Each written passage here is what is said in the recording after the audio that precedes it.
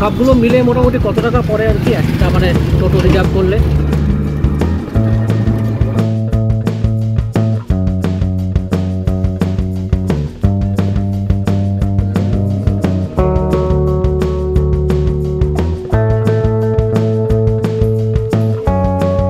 আপনারা কোথা থেকে এসেছেন? নমস্কার বন্ধুরা, চলুন আপনাদের সাথে নিয়ে আরও একটি নতুন জায়গা ঘুরে আসি। ভিডিওটা শেষ পর্যন্ত অবশ্যই দেখবেন, আশা করি আপনাদের ভালো লাগবে। বন্ধুরা, এই জায়গাটা সম্পর্কে আপনাদের নিশ্চয়ই নতুন করে কিছু বলতে হবে না। আমরা যারা কলকাতার পার্শ্ববর্তী এলাকায় থাকি বা আমরা যারা পশ্চিমবঙ্গে থাকি, সে আমরা কর্মসূত্রে হোক বা কোথাও ঘোরাঘুরির জন্য এই জায়গাটায় আমরা অবশ্যই একবার না একবার এসেছি। হ্যাঁ বন্ধুরা, এটা সেই বিখ্যাত স্থান হাওড়া স্টেশন। এই দেখুন না, সকাল সকালই কীরকম জমজমাট সদা ব্যস্ত হয়ে আছে। তো বন্ধুরা, সকাল সকাল আমরা চলে এসেছি এই হাওড়া স্টেশনে। আজকে আমরা একটা নতুন জায়গায় ঘুরতে যাব। তো এই জায়গাটা আপনারা চেনেনই, এটা হাওড়া স্টেশনের সাবওয়ে। খুব সহজে হাওড়া স্টেশনে প্রবেশের জন্য অন্যতম একটি শর্টকাট এবং জনপ্রিয় পথ হচ্ছে এই সাবওয়ে। তো আমরা ডিসপ্লে বোর্ডে দেখে নিলাম যে আমাদের ট্রেনটা 4 নম্বর প্ল্যাটফর্মে দিয়েছে। তো সেই অনুযায়ী আমরা ট্রেনের কাছে চলে এলাম। এই যে আমরা ট্রেনে উঠে পড়েছি। এটা হচ্ছে Howrah Bardhaman main line local.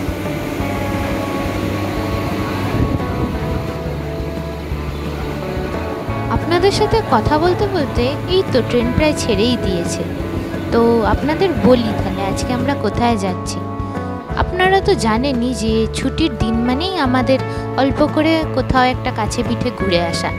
আর আমাদের মতো আপনারা অনেকেই কিন্তু এরকম ছুটির দিনে টুক করে একটু ঘুরে বেরিয়ে আসতে খুবই ভালোবাসেন। কিন্তু আপনারা কোথায় যাবেন সেটা অনেক সময় ঠিক করতে পারেন না, যে আমরা একবেলার মধ্যে কোথাও ট্রেনে বা বাসে কিভাবে আমরা অল্প সময়ের মধ্যে বেরিয়ে চলে আসতে পারবো। তো সেই রকমই একটা জায়গায় আজকে আমরা আপনাদের নিয়ে যেতে চলেছি। বন্ধুরা, Howrah junction to Bandel junction just 17টা স্টেশন, 39 কিলোমিটার দূরত্ব, আর আপনাকে যেতে সময় লাগবে জাস্ট 1 ঘন্টা। তো আজ আমরা সকাল 9টার ট্রেনে উঠে পড়েছি। আপনাদের বলেই দিয়েছি আমরা ঠিক 10টার সময় ব্যান্ডেল পৌঁছে যাব। তো ব্যান্ডেল পৌঁছে সেখানে আমরা যেই জায়গা গন্তব্যের জন্য আমরা বেরিয়েছি, আমাদের টার্গেট আছে সেখানে 11টার মধ্যে অবশ্যই আমরা পৌঁছে যাব। এই দেখুন না, আপনাদের সাথে গল্প করতে করতে আমরা চলে এসেছি ব্যান্ডেলে। তো এখানে অনেকটাই ভিড় দেখা যাচ্ছে। তো আমাদের যেহেতু অতটা তাড়া নেই, তো কিছুটা ভিড় কমার পরেই আমরা ওভারব্রিজে ওঠার চেষ্টা করব। বন্ধুরা, ব্যান্ডেল তো আপনাদের কাছে খুবই পরিচিত স্থান। এখানে ব্যান্ডেল মানে ব্যান্ডেল চার্চ, ইমামবাড়া প্রভৃতি জায়গায় তো আপনারা অনেকেই ঘুরেছেন আশা করি। কিন্তু আজকে আমরা এই ব্যান্ডেল চার্চ বা ইমামবাড়া এগুলোর কোনোটাতেই যাব না। আজকে আমরা যাব ব্যান্ডেলের আরেকটি নতুন স্থান, সেটা হলো লাহিড়ী বাবার আশ্রম।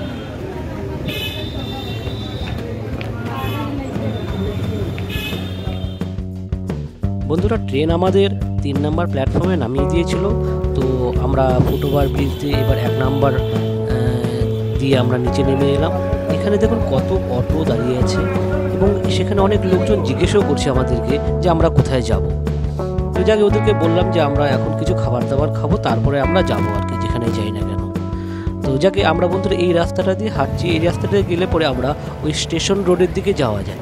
তো স্টেশন রোডের দিকে একটা ভালো দোকান আছে, মোটামুটি সকালেও ব্রেকফাস্ট কিছুই হয়নি আর কি।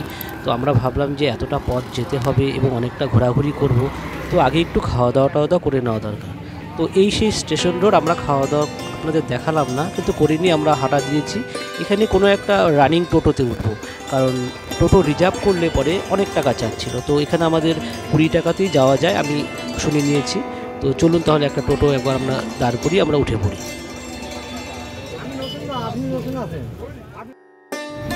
তো সবগুলো মিলে মোটামুটি কত টাকা পড়ে আর কি একটা মানে টোটো রিজার্ভ করলে? সবকটা দেখে আপনাকে ব্যান্ডেল যে ছাড়লে তোমাকে এটা 800 টাকা দেবে। কত? 800? 800 টাকা তো অনেক বেশি হয়ে গেল। এমনি তো রোডের ভাড়া বলে দিলাম আপনাকে। এক এক সপ্তাহে আসবো, আমরা এক একটা করে যাওয়া করবো। ও তাহলে আপনার অনেক টাকা দেবে, ও বুঝে লাভ নেই। কারণ এই সপ্তাহে এসছি, এই সপ্তাহে যে শুধু লাহিড়ী বাবার আশ্রমটা ও সমস্ত হংস মন্দির যাবে। এইভাবে কেউ ডাকে নাকি পয়সা খরচ জিনিসটা একদিনই এক আরে খরচ একদিনেও হয় না, কারণ কি বলো, আমার মোবাইলে তো জায়গা নেই। এই মোবাইলটা ভিডিও করে নিয়ে যাবো, করার পরে এটাকে আমি ভিডিওটা বানাবো এডিট করে দেবো, তারপর আবার মোবাইলটা খালি হয়ে যাবে। খালি হলে পর আমি আবার আসবো ঘুরতে, মানে আমার যতক্ষণ মোবাইল ভর্তি থাকে ততক্ষণ অবধি আমি অন্য কোথাও ঘুরতে যাই না।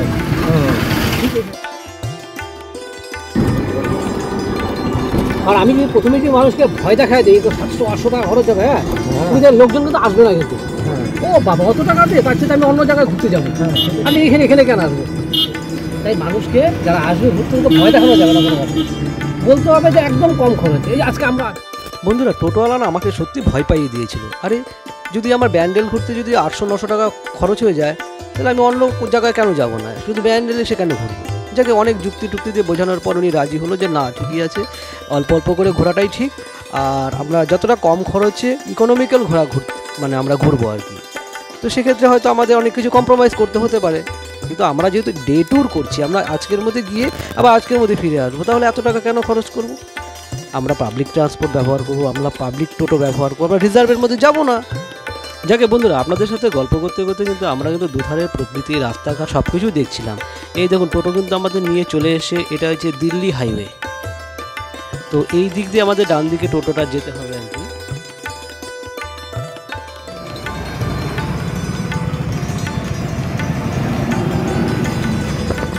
আর হ্যাঁ বন্ধুরা, আপনাদেরকে আর একটা কথা বলা হয়নি, আমি কিন্তু এই প্রথমবার ব্যান্ডেল শহরে এসে ব্যান্ডেলে ঘুরছি। আমি কলকাতায় থাকছি প্রায় 5 বছর হয়ে গেল, আমি কিন্তু বহুদিন আগের থেকেই ভাবছি এই সমস্ত জায়গাগুলো ঘুরবো, কিন্তু সত্যি কেন যে সময় করে উঠে পারছি না, এটাই অবাক হয়ে যায়। এই মোড়টাকে কি বলে বন্ধুরা, আমাদের এই যে লাহিড়ী বাবার যে আশ্রম, সেটা ব্যান্ডেল স্টেশন থেকে প্রায় 4.5 কিলোমিটার উপরের দূরত্ব। তো এই জায়গাটুকু কভার করার জন্য আপনাদের স্টেশন থেকে যে কোনো টোটো রিজার্ভ করতে হয়। তারা এক একটা টোটো 100 টাকা করে নেয়, মানে 5 জন যাত্রী হিসাবে 20 টাকা করে। আর আপনাকে যেটা বললাম আগে, যে আপনি যদি স্টেশন রোডে এসে কোনো রানিং টোটোতে ওঠার চেষ্টা করেন, তাহলে সেখানে আপনি কিন্তু 20 টাকায় কিন্তু সেই আশ্রমে পৌঁছে যাবেন।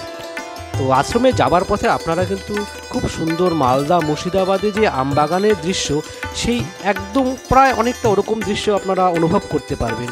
চারিদিকে সবুজে একদম পরিপূর্ণ জায়গা, আর দেখলে পরে আপনার সত্যি দু নয়ন জুড়িয়ে যাবে, মনে হচ্ছে যেন আমবাগানের নিচ দিয়ে আমরা যেন কোনো এক গ্রামীণ পথ ধরে এগিয়ে যাচ্ছি। তো এই জায়গাগুলো আপনার মানে সারা যে শহরের যে মানে ভীষণ ক্লান্তি, সেগুলো দূর করার জন্য এই জায়গাগুলো ভীষণই উপকারী। তো যাকে আমরা আপনাদেরকে ধীরে ধীরে নিয়ে যাচ্ছি, আপনারা দুধার ভালো করে একবার উপভোগ করুন। আমরা আর একটু কিছুক্ষণের মধ্যে পৌঁছে যাব সেই আমাদের দীর্ঘ প্রতীক্ষিত সেই আধারালয় তথা লাহিড়ী বাবার আশ্রমে। বন্ধুরা, আমরা না একটা কাজ করি, আমরা সবসময় ঘর থেকে কোনো জায়গায় যাওয়ার চেষ্টা করি খুব সুন্দর ওয়েদারে। সেটা যদি খুব প্রচণ্ড গরমও থাকে তাতে আমাদের কোনো যায় আসে না। আমাদের শুধু একটাই টার্গেট থাকে, ঝকঝকে রোদের মধ্যে আমরা যখন ভিডিওটা তুলব, খুব সুন্দর ভিডিও আমরা পাই। কারণ এটা যখন আপনারা দেখবেন, আপনাদের দেখেও যেমন ভালো লাগবে, আর আমরাও কত সুন্দর ভিডিও তোলার ফলে আমাদের মনটাও বেশ অনেকটা মনে হয় যে না, আজকের দিনটা আসাটা সার্থক হয়েছে। আজকের দিনটা চিন্তা করুন না, এত সুন্দর গরমের দিন, কিন্তু প্রকৃতি দেখে আপনার কিন্তু মন ভরে যাবে। যাকে এত সুন্দর নির্মল শান্ত স্নিগ্ধ পরিবেশের মধ্যে রয়েছে লাহিড়ী বাবার এই আশ্রম। আমরা টোটো থেকে নেমে এই সুন্দর যে জায়গাটা, সেই জায়গাটাকে একবার ভালো করে ঘুরে নিই। বন্ধুরা, আমরা তাহলে পৌঁছে গেছি ব্যান্ডেলের লাহিড়ী বাবার আশ্রমে। অনেকদিন ধরে যাওয়ার কথা ফাইনালি আজকে এলাম। বন্ধুরা, ফাইনালি আমরা পৌঁছে গেলাম এই যে লাহিড়ী বাবার আশ্রমে। এর আর এক নাম আধারালয় শ্রী বিষ্ণু মোক্ষধাম। আর একটা কথা, এই আধারালয়ে ঢোকার জন্য কিন্তু নির্দিষ্ট পোশাক বিধি রয়েছে, আপনারা একটু দেখে নেবেন। এখানে পুরুষদের হাফ প্যান্ট পরে প্রবেশ নিষেধ, এবং মহিলাদের সালোয়ার বা শাড়িতে এবং মাথায় ঢাকা দিয়ে তবেই প্রবেশ করতে হবে। তাহলে বন্ধুরা, আমরাও বাকি ভক্তদের সাথে খালি পায়ে আর এখানকার মন্দির বা আশ্রমের ডেকোরাম মেনে আমরা এগিয়ে চললাম। দুধার কিন্তু অপূর্ব সুন্দর লাগছে। আর এই মন্দির বা আশ্রম যারা পরিচালনার দায়িত্বে যারা রয়েছে, আমার মনে হয় তাদের চিন্তাভাবনা, তাদের নান্দনিকতা বা তাদের যে স্যাংটিটি বজায় রাখার যে বিভিন্ন রকমের তারা ধাপ নির্মাণ করেছেন, এক কথায় অনবদ্য। তারপর বন্ধুরা আশ্রম প্রাঙ্গণে ঢোকার পর আমরা প্রথমেই দেখতে পেলাম সিংহবাহিনীর এই মূর্তিটা। এই দুর্গাপুজোর আবহে এই মূর্তি দেখে চোখ যে জুড়িয়ে গেল সেটা বলাই বাহুল্য। আর এই যে এপাশে যে মন্দিরটা দেখছেন, ওটাই মা সিংহবাহিনীর মন্দির। চলুন আমরা কাছে গিয়ে একটু দেখে আসি, মা সিংহবাহিনীকে একটু প্রণামও করে আসি।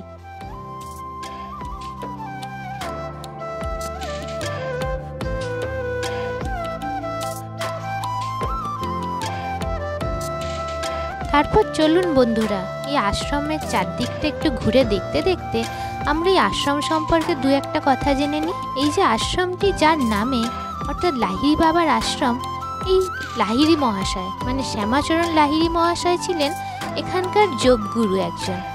নদীয়ার ঘূর্ণিতে ওনার জন্ম এবং ওনার কর্ম সমস্ত কিছুই বারাণসীতে। ওনার নামাঙ্কিত এই আশ্রমটি প্রতিষ্ঠা করা হয় 2016 সালে। বন্ধুরা ডান দিকের ঘরগুলো দেখতে পাচ্ছেন, এখানে আমি শুনেছি যে এখানে থাকার ব্যবস্থা রয়েছে। আপনাদের বোধহয় খুব সম্ভবত 1200 টাকা করে নেয়। এখানে তার মধ্যে ভোগ প্রসাদ আর সকাল বিকালের চা এবং আরও কিছু আনুষঙ্গিক ব্যবস্থা রয়েছে। আপনারা যদি কখনো থাকার হয় আপনারা খোঁজ নিয়ে দেখতে পাবেন। তো যাকে আর বাদিকে এটা দেখছেন, এটা হচ্ছে কার্যালয়। এই কার্যালয়ের ভেতরে ফটো বা ভিডিও তোলা নিষেধ, আগে ওনারা লিখে দিয়েছেন। তো আমরা এই মুহূর্তে সেখানে না গিয়ে আমরা সরাসরি এবার আশ্রমের দিকে চলে যাচ্ছি, সেই নয়নাভিরাম আশ্রম যেটা দেখার জন্য আমি এতদিন অপেক্ষা করেছি। সেটাই বোধহয় আমার আজকে সেই আমার আকাঙ্ক্ষাটা পূরণ হতে চলেছে। চলুন আমার সাথে, তাহলে আপনারাও একবার ভালো করে এই জায়গাগুলো দেখে নিন। আর হ্যাঁ বন্ধুরা, এই প্রধান কার্যালয় থেকে কিন্তু আপনারা ভোগের কুপন পেয়ে যাবেন। 80 টাকা করে নেয় মাথা পিছু।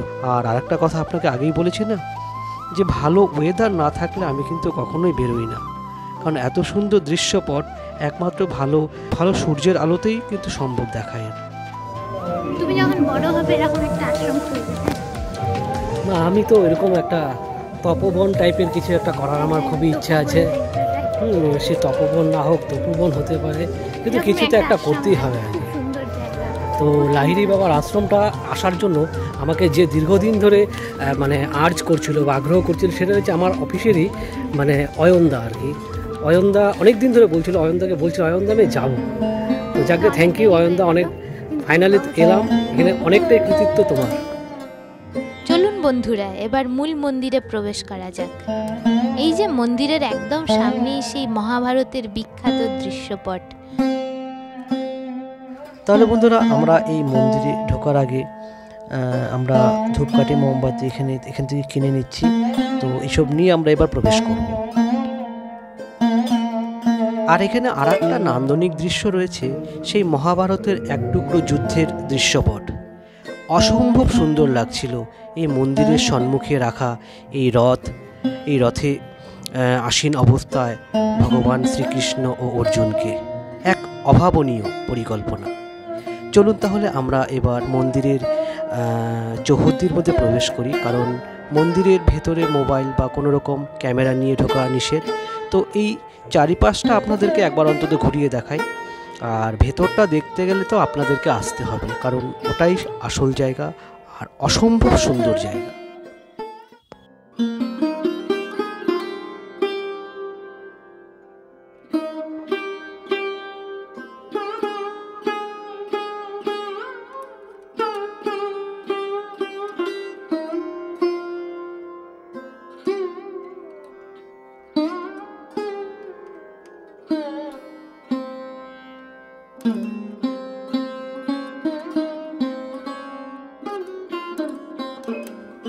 বন্ধুরা এই মন্দিরটাতে আপনাদের যদি প্রবেশ করতে হয়, আপনাদের কিন্তু 10টার মধ্যেই চলে আসতে হবে, কারণ মন্দিরটি খোলা থাকে 10টার থেকে 12টা পর্যন্ত, আবার বিকেলে 4টার থেকে 6টা পর্যন্ত। আর মন্দিরটা আপনারা দেখতে পাচ্ছেন একটা জলাশয়ের মধ্যে তথা হ্রদের মধ্যে রয়েছে আর কি। আর আমি ভেতরে গিয়ে দেখতে পেলাম যে পুরোপুরি বাস্তু কমপ্লায়েন্ট করে এই মন্দিরটাকে নির্মাণ করা হয়েছে। এক অসম্ভব চিন্তাভাবনা এবং তাদের শৈল্পিক কার্যকলাপ যদি আপনারা দেখতে চান, তাহলে আপনারা মন্দির এবং মন্দিরের গর্ভগৃহ এবং চারিধারের যে নির্মাণ শিল্পগুলো রয়েছে সেখানে গেলেই আপনারা দেখতে পাবেন।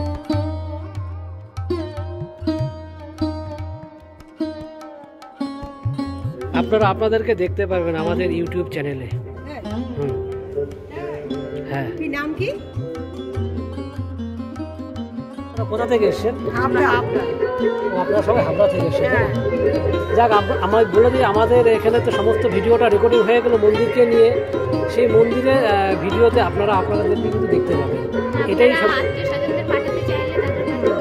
আর আপনাদেরকে তো বলেই দিলাম যে আপনারা কোথায় গেলে পরে চ্যানেলটা খুঁজে পাবেন। তো দেখা হচ্ছে আবার পরবর্তীকালে আরও একটি নতুন ভিডিওতে। আপনারা ভালো থাকবেন।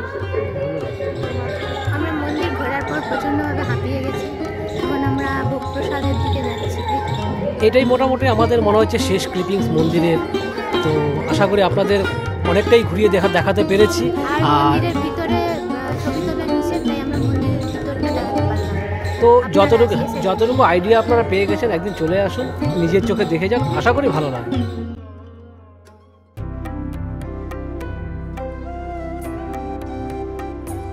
চলুন বন্ধুরা, এবার তাহলে আমরা ওম মন্দিরকে দেখে আসি। এখানে কোনো দেবতার ছবি রাখা নেই, শুধু ওমকে উৎপূজন করা হয়। আর ওম হচ্ছে আমাদের আদিধ্বনি, আপনারা তো এটা নিশ্চয়ই জানেন। আর সৃষ্টিকে জানতে হলে, সৃষ্টিতে মিলিত হতে হলে, শরীর ও মনের পবিত্রতা আনতে এই ওঙ্কার ধ্বনি বা ওম মহাশক্তি ধ্বনি কিন্তু আমাদের পথ দেখায়।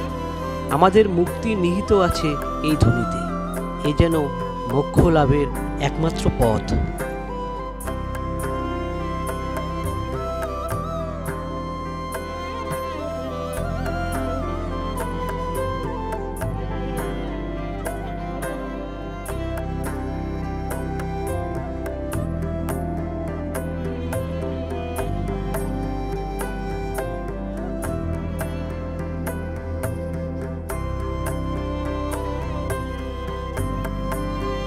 দীর্ঘক্ষণ হাঁটাহাঁটি চলাফেরার পর যখন একটু ক্লান্তি অনুভব করবেন এই গরমের মধ্যে, এখানে কিন্তু দেখলাম পর্যাপ্ত পরিমাণে ঠান্ডা ব্যবস্থা রয়েছে। ঠান্ডা জল, ঠান্ডা পানীয় বা টুকটাক শুকনো খাবার এখান থেকে আপনারা খেতেই পারেন।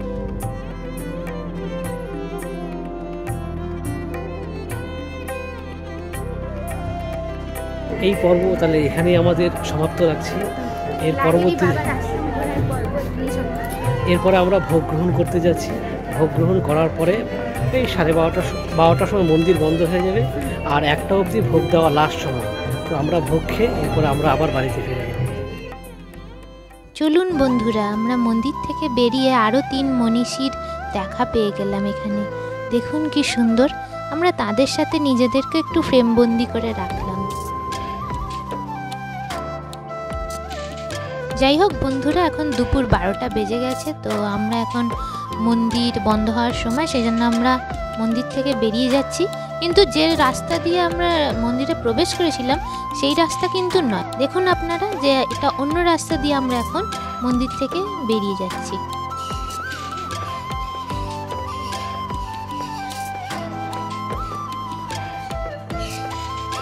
দেখুন বন্ধুরা, আশ্রমের এই দিকের রাস্তাটাও কি সুন্দর, সবুজে ঘেরা, নিরিবিলি। গোটা আশ্রমের পরিবেশটাই এত সুন্দর, মনোমুগ্ধকর, এত শান্ত যে আমরা যারা শহরাঞ্চলে বসবাস করি, শহরের যানজট, চেঁচামেচি, হইহুল্লোড় নাগরিক জীবনে যারা অতিষ্ঠ হয়ে উঠি, তারা দুদিনের ছুটি কাটাতে কিন্তু এরম একটা জায়গায় এসে কিন্তু আমরা থাকতেই পারি। কি বলেন?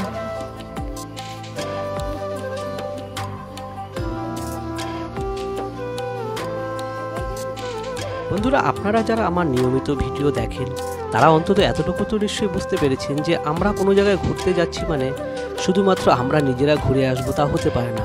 কারণ আমি বিশ্বাস করি অনেকের পক্ষেই হয়তো সমস্ত জায়গা, সমস্ত দিকগুলোতে যাওয়া সম্ভব হয় না। তো তাদের জন্য আমি চেষ্টা করি যে যেখানেই আমি যাই না কেন সেই সমস্ত জায়গাগুলোকে, সমস্ত আনাচে কানাচে সব জায়গা নিজেরাও যেমন ভালো করে ঘুরি এবং আপনাদেরকেও দেখানোর জন্য কিন্তু চেষ্টা করি যতটা সম্ভব ভালো করে ভিডিও করে নিয়ে আসার জন্য। তো আশা করি আপনারা আমার ভিডিও পছন্দ করেন। অনেকেই কমেন্টে লেখেন যে এই ভিডিও সম্পর্কে।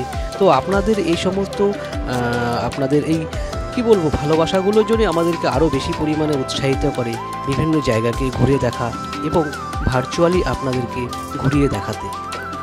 তো যাকে বন্ধুরা এই নতুন একটি জায়গা যাদের পক্ষে আসা সম্ভব, একটা মানে যেটাকে বলা হয় ওয়ান ডে ট্যুর, অবশ্যই আপনারা চলে আসুন।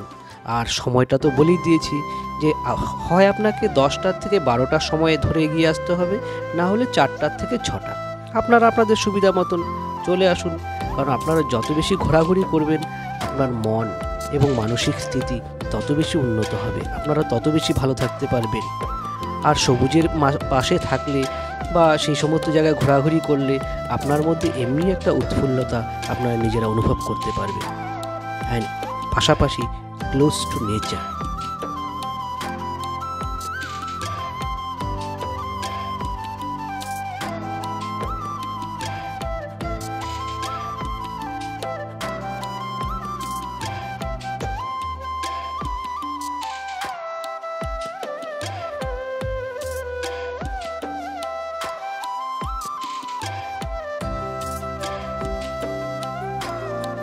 তাহলে বন্ধুরা আজকের মতো এই মন্দির এবং আশ্রম সমস্ত কিছু ঘোরাঘুরি শেষ।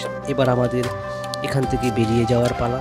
তবে হ্যাঁ, আমাদের ভোগের কুপন কাটা আছে, তো সেই জন্য ভোগ গ্রহণ করার জন্য তারা বলে দিল এখান থেকে ডান দিকে গেলে পরে ওদের একটা ভোগ কক্ষ রয়ে গেছে, তো সেখানে গিয়ে আমাকে ভোগটা সংগ্রহ করতে হবে, অর্থাৎ ওখানেই খাওয়ার ব্যবস্থা রয়েছে।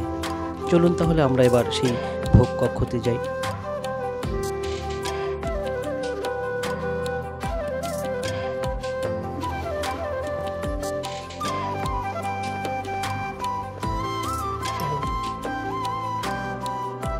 বন্ধুরা ভোগ বন্টন কক্ষটা কিন্তু বেশ যথেষ্টই বড়, আমার মনে হয় এখানে অনেক মানুষ একসাথে বসে ভোগ গ্রহণ করতে পারবে। বেশ সুন্দর জায়গাটা, চলুন তাহলে।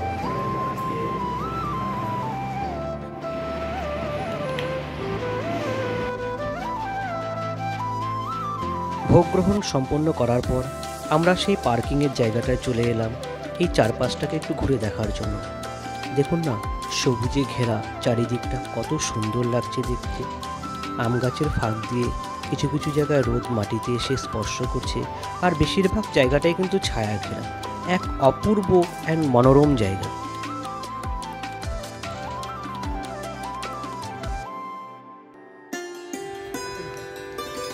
তাহলে বন্ধুরা আজকের ব্লগটা এখানেই রাখছি। এটা ফাইনাল কিন্তু আমি আবার বলছি, হ্যাঁ, এরপরে ভিডিওতে আবার দেখা হচ্ছে। ভালো থাকবেন, আর ভালো লাগলে একটা লাইক করে দেবেন।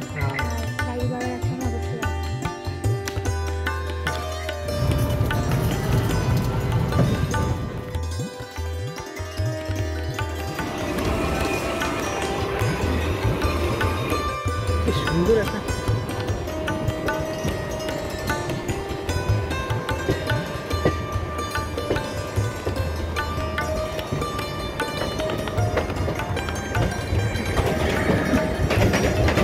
বন্ধুরা স্টেশনে ফিরে এসে আমরা 1:15 যে ব্যান্ডেল লোকাল দাঁড়িয়েছিল সেখানেই উঠে পড়লাম। আমি জানি এটা হাওড়াতে পৌঁছাতে প্রায় 2:30 বেজে যাবে।